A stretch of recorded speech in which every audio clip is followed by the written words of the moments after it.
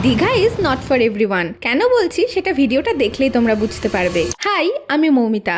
Welcome to the last part of my weekend trip series. তোমরা যারা আমার আগের ভিডিওগুলো দেখেছো তারা জানো যে আমি একটা 3 নাইট 4 ডেজের বিচ ট্রিপে এসেছি, যেখানে আমার ফার্স্ট ডেস্টিনেশন ছিল 2 night stay at Mandarmani and 1 night at Digha. প্রথমেই বলে রাখি, দীঘাতে এসে আমি কোনো লাক্সারি রিসর্ট বা হোটেল বুক করিনি। It's a decent family hotel.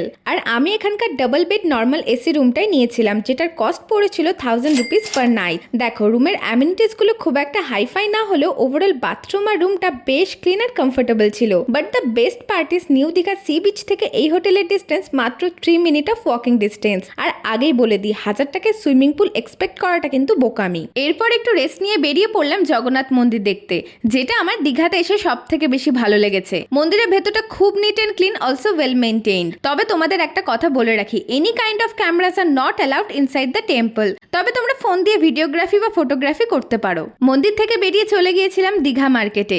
এখানে কিছু শপিং করলাম আর মাছ ভাজা ট্রাই করলাম। দীঘাতে এলে সামুদ্রিক মাছ ট্রাই করাটা কিন্তু must. So that's it about my Mandarmani and Digha trip. Now the question is, আমার কি দীঘা ভালো লেগেছে?